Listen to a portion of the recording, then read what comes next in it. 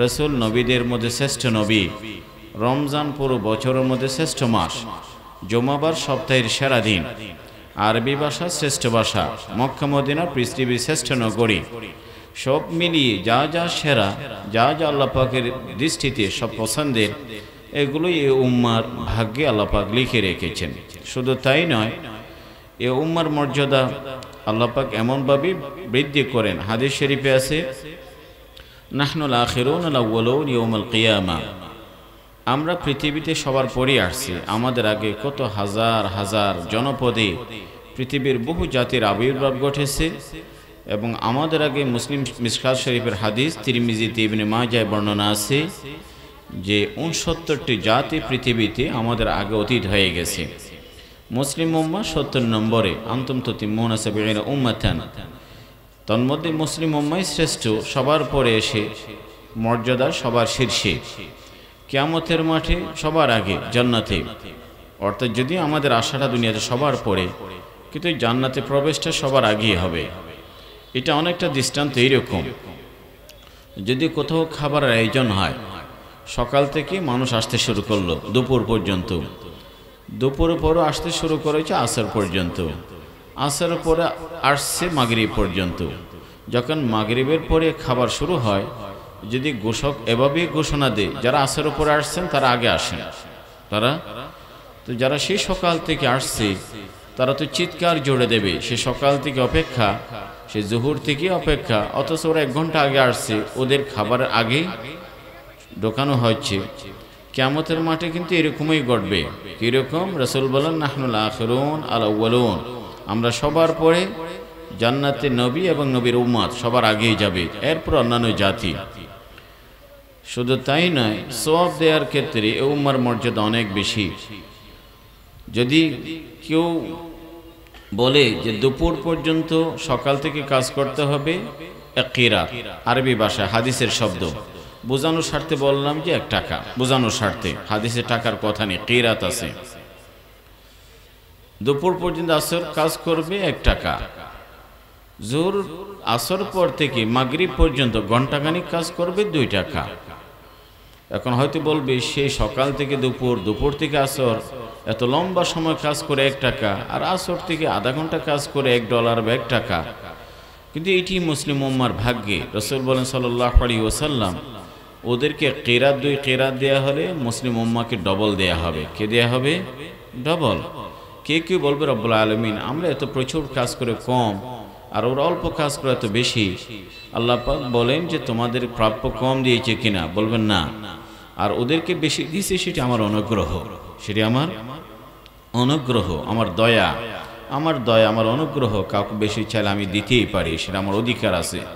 যালিকা ফাদলুল্লাহ ইউতিহি মান ইয়াশা, আল্লাহ পাকের অনুগ্রহ, আল্লাহ পাক যাকে চান বৃদ্ধি করে দেন। তো এই উম্মাহ সব বিবেচনায়, সব দৃষ্টিকোণে এই উম্মাহ আল্লাহ পাকের কাছে সেরা জাতি, শ্রেষ্ঠ জাতি। ওই শ্রেষ্ঠ জাতির শ্রেষ্ঠ কিতাব হলো কোরআনে কারীম। আজকে এই যে যারা হিফজ সম্পন্ন করলো, আমরা আশা করব আগামী দিনে তারা কোরআনের আলিমও হবে। সুশব্দ তেলাওয়াত করে মুখস্থ রেখেছে, অর্থ না বুঝলে বড় অপরিপূর্ণই থেকে যাবে। কাজে আশা করব তারা বড় আলিম, যোগ্য আলিম হবে। আল্লাহ পাক যেন তাদেরকে আলিম হিসাবে কবুল করে নেন। আর এই যে যারা হিফজ শেষ করলো, তাদের আল্লাহ পাকের অনেক বড় দয়া, কারণ আল্লাহ পাক কোরআন সংরক্ষণের ক্ষেত্রে আল্লাহ পাকের পছন্দের বান্দাকে বাছাই করে নেন। কাদের সিনায় আল্লাহ পাক এ কোরআনে কারীম সুরক্ষিত এবং সংরক্ষিত রাখবেন। বল হুয়া আয়াতুম বাইয়িনাত ফি সুদুরিল্লাযিনা উতুল ইলম। অভিভাবকের জন্য বড় গর্বের দিন, তাদের আদরের দুলাল, কলেজার টুকরো এক ছেলে আজকে হাফিজ হলো। যদি আলিম হয়, সে কোরআনের উপর আমল করে, এ কোরআন বিক্রি করবে না, এ কোরআন দিয়ে দুনিয়ার বা পার্থিব স্বার্থ চরিতার্থ করবে না, কোরআনের খেদমতের জন্য পুরো জীবন বিসর্জন করবে, উজাড় করে দেবে। আগামী দিনে কোরআনের খাদেম, প্রচারক, প্রসারক, মুফাসসির, মুফতি, মুহাদ্দিস হিসেবে নিজের জীবনকে গড়ে তুলতে চায়।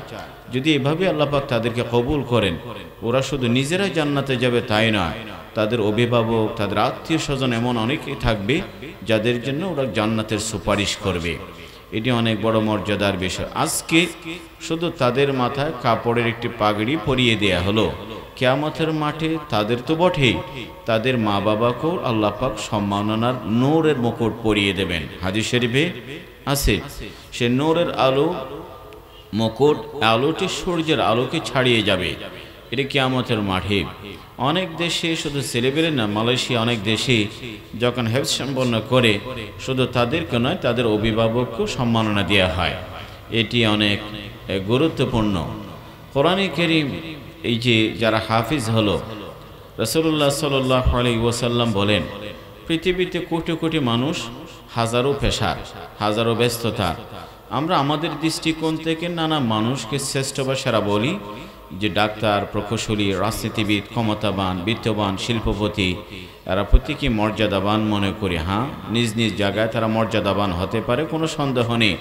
তবে আল্লাহ পাকের দৃষ্টিতে, নবীর দৃষ্টিতে এই সমাজের সেরা মানুষ কারা? আল্লাহর নবী বলেন, রাসূলুল্লাহ সাল্লাল্লাহু আলাইহি ওয়াসাল্লাম বলেন, যারা কোরআন শেখায় তাদের চেয়ে ভালো মানুষ আর হয় না। এটা নবীর কথা। পৃথিবীর মানুষ কাকে কীভাবে মূল্যায়ন করছে সেটি বড় কথা না, আল্লাহ নবী কাকে কীভাবে মূল্যায়ন করছেন এটি চূড়ান্ত, এটি বড় কথা। রাসূল বলেন সাল্লাল্লাহু আলাইহি ওয়াসাল্লাম, যারা কোরআনে হেফজ শেষ করেছে, যারা কোরআন শেখায়, যাদের সিনায় কোরআন, যাদের সকাল কোরআন, যাদের বিকেল কোরআন, ঘুমের আগেও কোরআন, ঘুম থেকে উঠে কোরআন, তাদের সিনায় কোরআন, তাদের হাতে কোরআন, চোখ কোরআনের উপরে, যাদের সময়টা কোরআনের মতো মূল্যবান, মহামূল্যবান গ্রন্থের সাথে বিয়ে হয়, তাদের চেয়ে ভালো মানুষ আর সমাজে হয় না। খায়রুকুম মান তাআল্লামাল কোরআন ওয়া আল্লামা। তো তারা হাফিজ হলো, অভিভাবক গর্বিত। প্রতিষ্ঠানও একটি অর্জনের দিন, প্রতিষ্ঠান একটি অর্জনের দিন, যা আজকে তারা এত ছাত্রকে নিরলস প্রচেষ্টায়, আমরা যারা অভিভাবক আছি আমরা তাদের প্রতি কৃতজ্ঞ, কারণ আমাদের মাটির মানুষটাকে আসমানি মর্যাদা নিয়ে আসছে, আসমানের মর্যাদা। মা বাবা নিজের ছেলেকে জন্ম দিয়েছে, আরবি বর্ণমালাও জানতো না, এবিসিডিও জানতো না, কিন্তু উস্তাদের সাথে থেকে, উস্তাদের সোহবত পেয়ে, উস্তাদের সান্নিধ্যে গিয়ে হাজার বিনিদ্র রাত, এ বাচ্চার জন্য আপনি কটা রাত জেগে কাটিয়েছেন। কিন্তু এই শিক্ষক রাত 10টা 11টা, সে সকাল ভোর আজানের আগে, সকাল সন্ধ্যা এ আসাতে কেরাম আপনার ছেলেকে নিয়ে সময় দিয়েছে। সকাল সন্ধ্যা সবক, পিছনের পাড়া, সামনের, এগুলো সময় দিয়েছেন। তাদের সে বরকত, তাদের সে কোরবানি, ত্যাগ, নিষ্ঠা, ঐকান্তিকতা মাধ্যমে আপনার ছেলে আজকে হাফিজ হলো, আগামী দিনে আলিম হবে। তাদের প্রতি আমরা বড় কৃতজ্ঞ। মাল্লাম ইয়াশকুরিন নাস লাম ইয়াশকুরিল্লাহ। হাদিস শরীফে আছে, যারা মানুষের কাজের মূল্যায়ন করে না, ওরা আল্লাহ পাকের শুকরগুজার বান্দা নয়। এই জন্য মানুষের কাজে অ্যাপ্রিসিয়েট করবেন, অ্যাকনলেজমেন্ট থাকা চায়, ভাই আপনার কাজের আমি শুকরিয়া আদায় করি। বান্দার কাজের শুকরিয়া আদায় করা মূলত আল্লাহ পাকেরই শুকরিয়া আদায় করা শামিল। মাল্লাম ইয়াশকুরিন নাস লাম ইয়াশকুরিল্লাহ। কাজে আমরা তাদের প্রতি কৃতজ্ঞ। আগামী দিনে এই প্রতিষ্ঠানের পাশেই থাকবো। তারা বড় বৈরী এবং অনেক কঠিন চড়াই উতরাই দিয়ে ও প্রতিষ্ঠানগুলো পরিচালনা করেন, অনেক সময় দেন, পর্যাপ্ত মূল্যায়ন হয় না, পর্যাপ্ত মূল্যায়ন হয় না। আমরা তাদের পাশেই থাকবার চেষ্টা করব। এটি তো গেল ছাত্রদের জন্য। আর বর্তমান সময়ে আমি আরেকটি বিষয় বলতে চাই, সেটি হলো আজকাল একেবারেই সাদামাটা কথা, আমাদের দেশে আলহামদুলিল্লাহ হাজারো 9 লক্ষ লক্ষ হাফিজ হচ্ছে, এটা অনেক বড় কথা আলহামদুলিল্লাহ।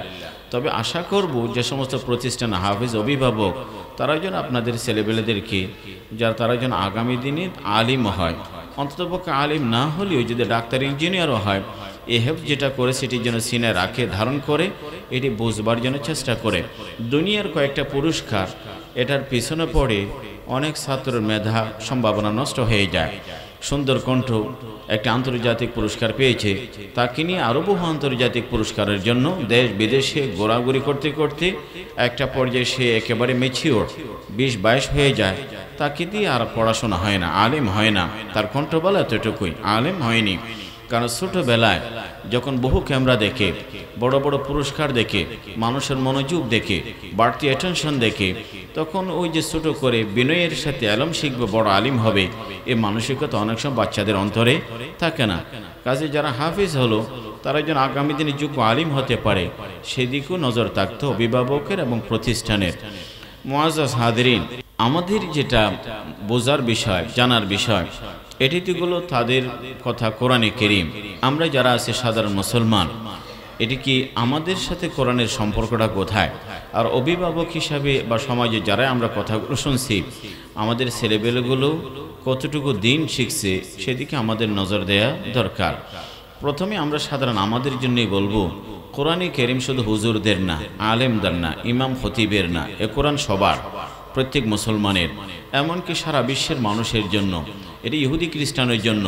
তবে হ্যাঁ, দুর্ভাগ্যজনক, কোরআনের সান্নিধ্যে না আসার কারণে, কোরআনের অবিশ্বাসের কারণে, কোরআনের খায়ের বরকত থেকে ওরা বঞ্চিত হয়ে গেল, বঞ্চিত হয়ে গেল।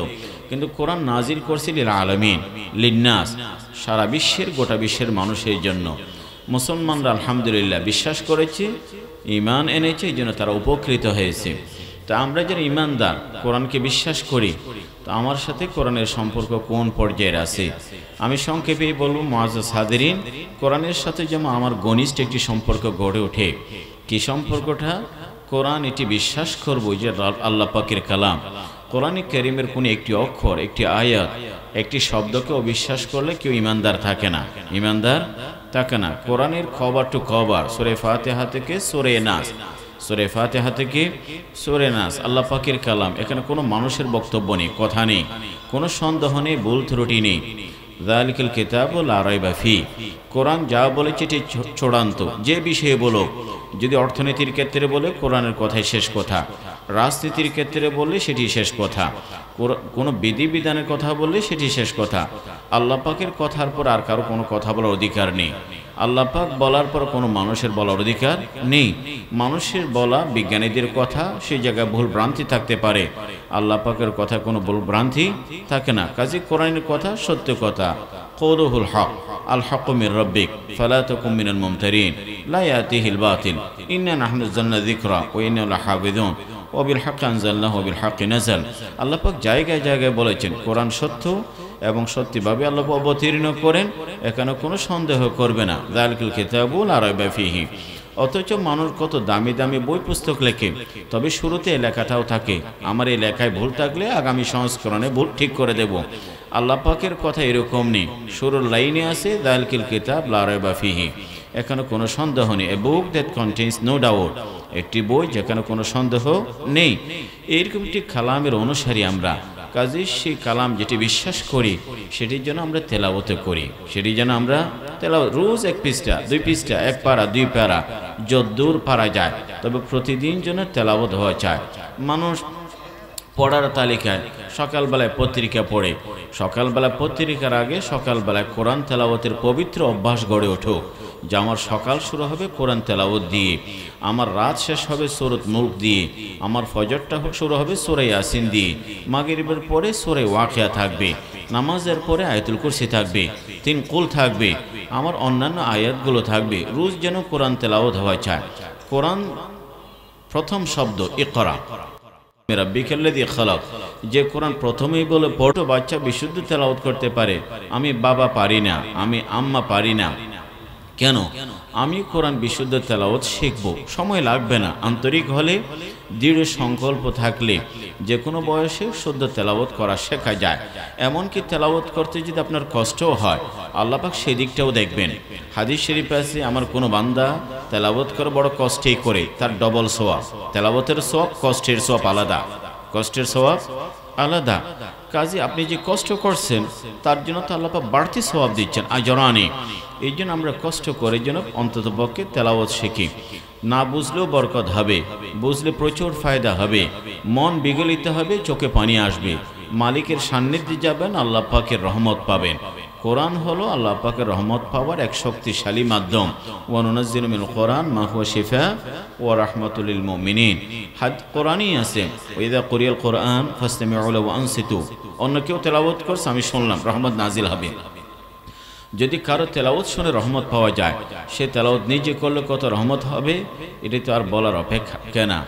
এই জন্য আমরা কোরআন তেলাওয়াত করব মহব্বতের, নিজেরাও করবেন, ঘরে বাড়িতে বাসাবাড়ি যারা আছে তাদের কোরআন তেলাওয়াত করতে বলেন। আমাদের অনেক সময় অভিযোগ হয় চাকরি করি কোলায় না, ব্যবসা হয় লস, অত উদ্যোগ নিয়েছি কেমন জানি পেরেশানি। রহমত থেকে বঞ্চিত হলে যা হবার তাই হয়। আমরা আল্লাহ পাকের রহমত থেকে অনেক বঞ্চিত দূরে যাচ্ছি। এই জন্য ঘর সংসার ব্যবসা বাণিজ্য চাকরি বাকরি কোথাও শান্তি নেই।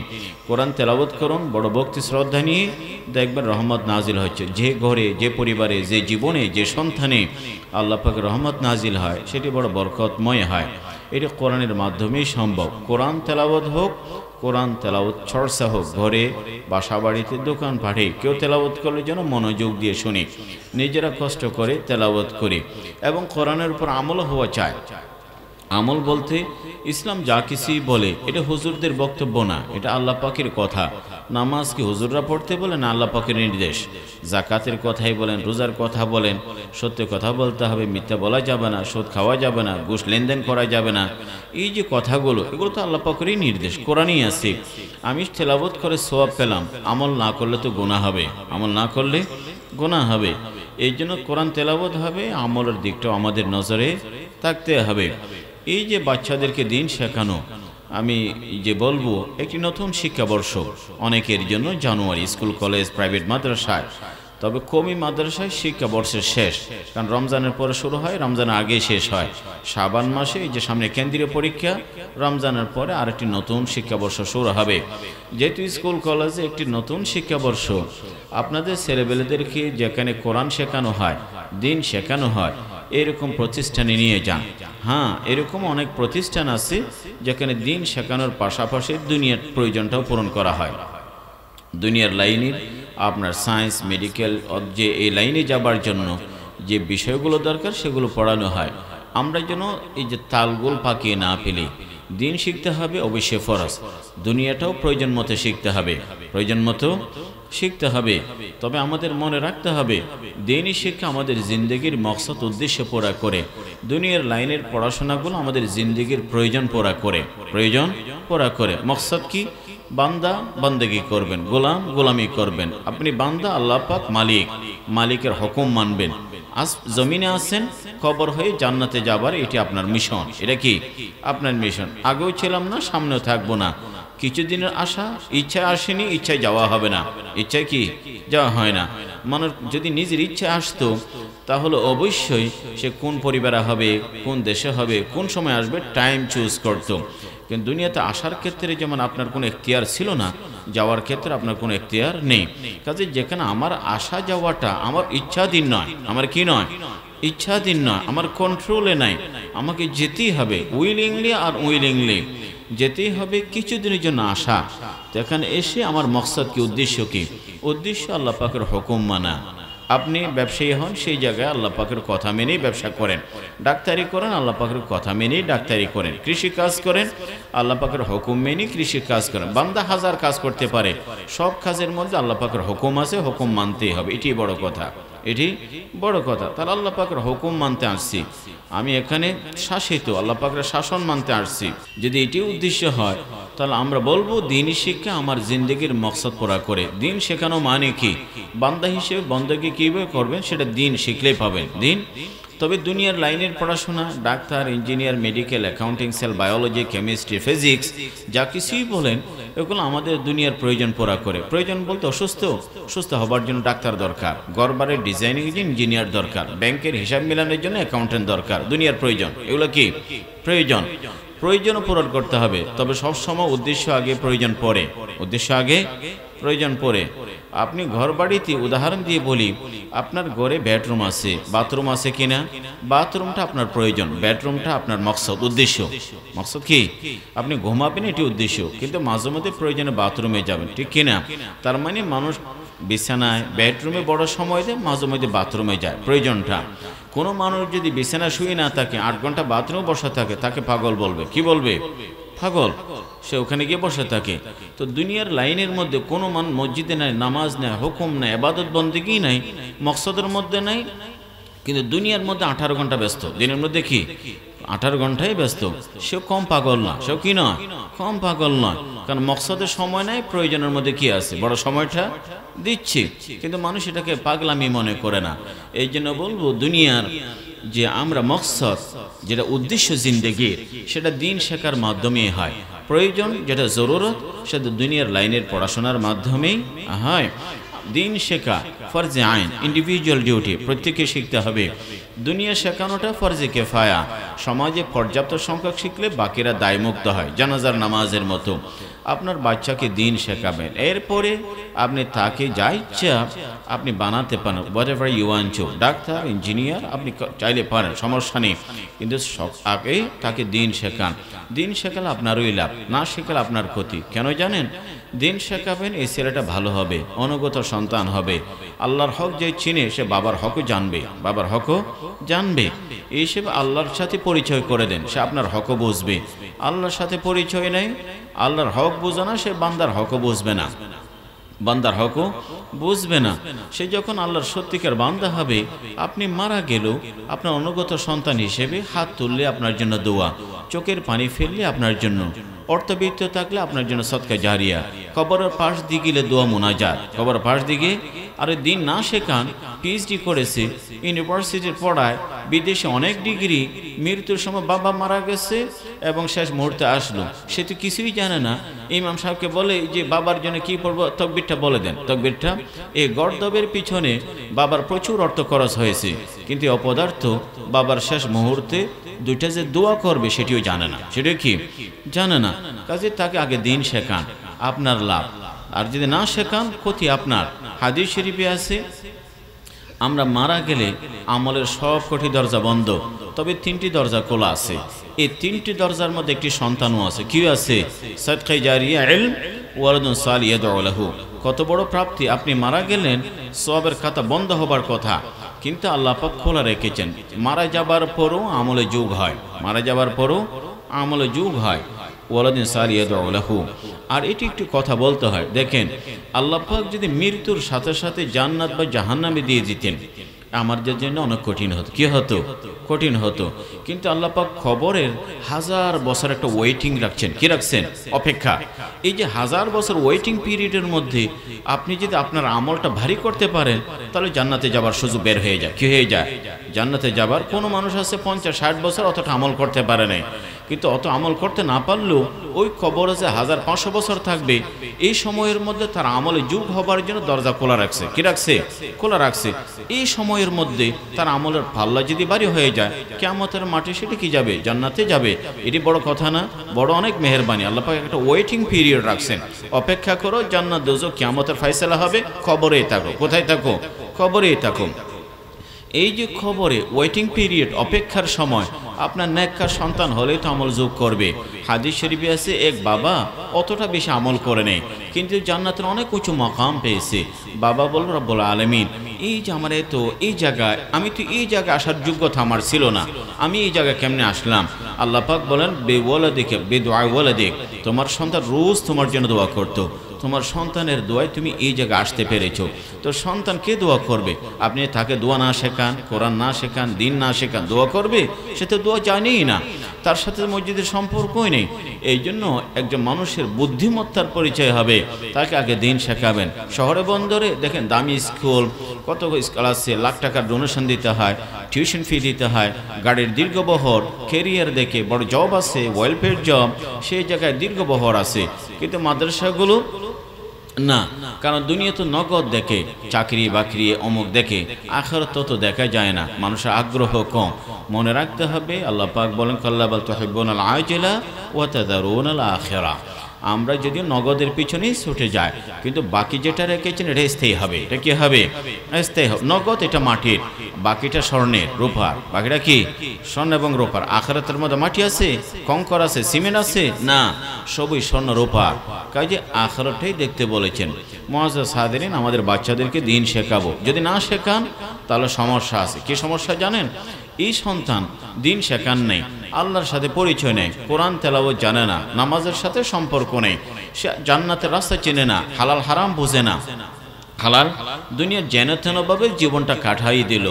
এরপরে তার ভাগ্যে যদি জাহান্নাম জুটে, তখন সে বলবে, রব্বুল আলামিন না, আমার একটু বিচার আছে। বিচার কার? আমার আজকের এই নালিশ, এই বিচার আমার বাবার বিরুদ্ধে, আমার বাবার বিরুদ্ধে। কেন বিচার? কেন? কারণ আমার বাবা ছোট ভাই, আমি 6-7 বছর, আমি তো বুঝতাম না। আমার বাবা মাদ্রাসার পরিবর্তে একটা স্কুলে ভর্তি করাই দিল, আলিফ বা তার পরিবর্তে ABCD। হ্যাঁ, এবং কোরআন শিক্ষার বিপরীতে ফিজিক্স কেমিস্ট্রি। আমি ওই লাইনে আগাতে আগাতে অনেক শিক্ষক, বড় শিক্ষাবিদ হয়ে গেলাম, বড় কেরিয়ার, বড় আমলা, বড় কিছু হয়ে গেলাম। তোমাকে তো আমার সাথে পরিচয় করাই নেই। তো যেহেতু আমি ওই লাইনেই ছিলাম, আমার বাবার ভুল সিদ্ধান্তের কারণে আজকে আমি জান্নাত থেকে বঞ্চিত হলাম, জাহান্নাম আমার ভাগ্যে জুটলো। এই জন্য আগে রব্বানা আতিহিম দি'ফাইন মিনাল আযাব ওয়া লা'আনহুম লা'নান কাবীরা, আমাকে যে শাস্তি, ডবল শাস্তি আমার বাবাকে দিন, ডবল শাস্তি আমার বাবাকে। আমার বাবার ভুল সিদ্ধান্তের কারণে আমি আজকে জান্নাত থেকে বঞ্চিত। সেদিন বাবার বিরুদ্ধে কিন্তু নালিশ করবো, শুধু তাই নয়, রেগে ক্ষোভে বলবে যে নিয়ে আসুন, আমার পায়ের নিচে পিষে ফেলি। কারণ যখন জাহান্নাম সামনে দেখবে, লেলিহান শিখা, এই যে জীবন্ত কারাগার, যেখান থেকে বেরিয়ে আসবার সুযোগ নেই, তাই সে যখন নিজের চোখের সামনেই দেখবে, সমস্ত রাগ খুব বাবার বিরুদ্ধে হবে। কারণ এই বাবা তার ছোটবেলায় হাত ধরে দিন শেখায়নি, অন্য কিছু শিখিয়েছে, অন্য কিছু শিখিয়েছে। এই জন্য আমাদের সন্তান আমাদের বিরুদ্ধে যেন নালিশ না করে তাদেরকে দিন শেখান। তাদেরকে আপনারা খোঁজখবর নিয়ে দেখুন, এই সমাজে কোনো দিনদার ছেলের হাতে কি মা বাবার অধিকার মাহরুম হওয়া, বঞ্চিত হয়? কখনো না। কাজেই আপনারা আপনার সন্তানকে দিন শেখাবেন। রাসূলুল্লাহ সাল্লাল্লাহু আলাইহি ওয়াসাল্লাম এই দিনই শিক্ষা কোনো ডাক্তার ইঞ্জিনিয়ারের না, কোনো ক্ষমতাবান বা রাজনীতিবিদের না, এটি আল্লাহ পাকের শিক্ষা জিবরিলের মাধ্যমে নবীর পবিত্র সিনায়, নবীর পবিত্র সিনা, বড় দামি জিনিস, নবীদের মেরাজ। আপনার সন্তান যে দিন শিক্ষা পায়, আল্লাহ পাক তার জন্য বড় কল্যাণ চেয়েছেন। আর যে দিন শিক্ষাতে মাহরুম হয়, হাজার শিক্ষায় শিক্ষিত হোক, আল্লাহ পাকের দৃষ্টিতে সে মূর্খ। কথা কঠিন মনে হবে, তবে এটি বাস্তবতা। আপনি মনে করেন সে ইংরেজি ভাষা বুঝে, সে ফিজিক্স বুঝে, কেমিস্ট্রি বুঝে, ফ্যাকাল্টি ডিন, ইউনিভার্সিটিতে পড়ায়, কিন্তু সে কোরআন জানে না, দিন জানে না, কোরআন জানে না, দিন জানে না। মানুষ তাকে শিক্ষিত বলে, আল্লাহ পাক বড় মূর্খ। কেন বললাম মূর্খ? আচ্ছা বলুন, কোরআন নাজিল হবার আগে মক্কার যে সমাজ, এটাকে আইয়ামে জাহিলিয়াত বলা হয় কিনা? আইয়ামে জাহিলিয়াত বলা হয়। জাহিলিয়াত মানে কি? মূর্খতার যুগ। এই সমাজের মানুষ অজ্ঞ, জানে না, মূর্খ। এই সমাজের মানুষ মূর্খ। এটা কার কথা? আল্লাহ পাকের কথা। এই সমাজের সব মানুষকে যে আল্লাহ মূর্খ বললেন, ওরা কি জানতো না? আমি দেখি তারা রাজনীতি বুঝে। কি বুঝে? রাজনীতি বুঝে। তখনকার পৃথিবীর দুটি পরাশক্তি, রোম পারস্য, ওরা অর্থনীতি বুঝে, আমদানি রফতানি বুঝে, ব্যবসায় কাফেলা এদিক ওদিক ওটাও বুঝে। এমনকি তারা কৃষিও বুঝে, চাষাবাদ, ফলমূল, খাদ্য দানা, কৃষি বুঝে, ব্যবসা বুঝে, ট্রেড বুঝে, কমার্স বুঝে, ইম্পোর্ট এক্সপোর্ট বুঝে, পাবলিক অ্যাডমিনিস্ট্রেশন বুঝে, সবই বুঝে। কিন্তু তারপর মূর্খ। তারা বলেন কেন মূর্খ বললেন? দুনিয়ার সব কিছু জানলেও তারা আখিরাত জানে না।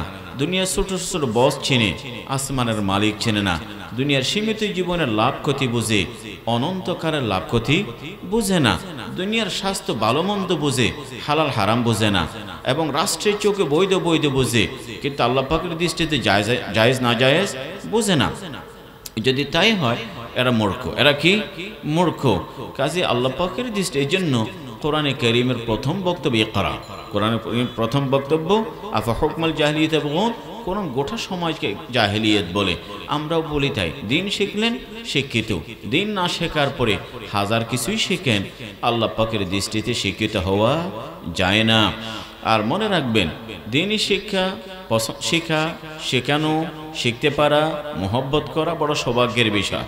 আর শিখতে না পারা, এটা অবিশ্বাস করা, বিরোধিতা করা, প্রতিহত করা বড় দুর্ভাগ্যের বিষয়। দলিল কি? কোরআন আসলো, দিনী শিক্ষা আসলো। আবু বকর বিশ্বাস করেছে, সাহাবী হয়েছে। আবু জাহাল, আবু লাহাব বিশ্বাস করে নাই, জাহান্নামের কীট নরকের কীট হয়েছে। দিনী শিক্ষা আসলো, মূসা আলাইহিস সালাম বিশ্বাস করলো, তারা মূসা আলাইহিস সঙ্গে হলো। কারণ ফেরাউন অবিশ্বাস করেছে, তারা জাহান্নামের কীট হয়েছে। ইব্রাহিম আলাইহিস সালাম দিনী শিক্ষা আনলেন, যারা বিশ্বাস করেছে ইমানদার হয়েছে। অবিশ্বাস করে নমরুদ হয়েছে। সে কই শিক্ষা? তো কোরআনের শিক্ষা। যে শিক্ষা বিশ্বাস করে আবু বকর হয়, যেটা অবিশ্বাস করে আবু জাহাল হয়, সে শিক্ষাই তো আমার সামনে আছে। এরই তো আপনার সন্তানের জন্য। তা আপনার সন্তান দিন শিক্ষা আবু বকরের কাতারও শামিল হতে পারে, অথবা বঞ্চিত হয়ে ভিন্নদের কাতারও কি যেতে পারে। কাজে তাদেরকে দিন শেখাবো। রাসূল সাল্লাল্লাহু আলাইহি ওয়াসাল্লাম কুন আলিমান আও মুতাআল্লিমান মুস্তামিআন ওয়ালা তাকুনুল খামিস ফাতাহলিক। দিন শিখবেন, শেখাবেন, যারা দিনের কথা বলে তাদের কথা শুনবেন। আপনি অতি ব্যস্ত, দোকানে পাটে ব্যবসা বাণিজ্যে, দিল থেকে মহব্বত করেন। ভাই শেখার সুযোগ হচ্ছে না, মাহফিলও যেতে পারে না, তবে দিল থেকে তাদেরকে মহব্বত করি। তাদের কি করি? মহব্বত। শিখবেন না, শেখাবেন না, তাদের কথাও শুনবেন না, দোকান পাটে গিয়ে তাদেরকে মহব্বতও করবেন না, তাহলে কি হবে? বাকি রয়ে যায় একটাই পথ, সেটা কি? অপছন্দ। রসুল বলেন আসমানি শিক্ষা জিবরিলের মাধ্যমে পাওয়া, আল্লাহ পাকের পাঠানো শিক্ষা আমার সিনায় পবিত্র আমানত, এটার উপর যদি তোমার দিলে অপছন্দ থাকে, এটি তোমার ধ্বংসের জন্য এটি যথেষ্ট, অনিবার্য। এই জন্য দিন শিখবো, শেখাবো, যারা শেখায় তাদেরকে মহব্বত করব। বিরোধিতা, অপছন্দ আমাদের জন্য ধ্বংসই ডেকে নিয়ে আসবে। রব্বুল আলামিন তৌফিক দান করুন। আখির দাওয়ানা আলহামদুলিল্লাহি রাব্বিল আলামিন।